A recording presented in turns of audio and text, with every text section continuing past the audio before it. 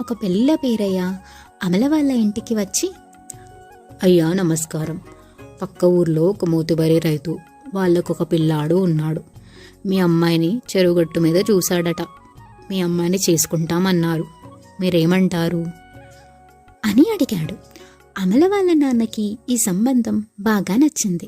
కానీ అమలకి ఒక సవితి తల్లి ఉంది. ఆమెకి ఈ సంబంధం అస్సలు నచ్చలేదు. దీనికింత మంచి సంబంధమా అని కొనుక్కుంటూ సంబంధం చెడగొట్టడానికి ప్రయత్నిస్తుంది.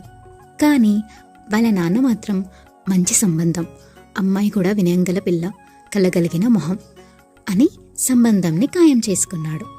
అమ్మాయి వాళ్ళ ఇంటి దగ్గర పెళ్లి చేసి అత్తవారింటికి తీసుకెళ్లారు. అత్తవారి ఊరు అమలాపురం. అత్తవారిల్లు చాలా పెద్దది. అమల సవితి తల్లి కారణంగా ఇంట్లో పని అంతా ఒక్కతే చేసేది. పశువుల కొట్టం, గొడ్డు, గోద అంతా తనే చూసుకునేది. అత్తవారింట్లో పెద్ద ఇల్లైనా గొడ్డు, గోద పుష్కలంగా ఉన్నా అన్నింటికీ పనివాళ్ళు ఉండటంతో అమల కాస్త కులాసాగా ఉండేది. ఇలా గడుస్తుండగా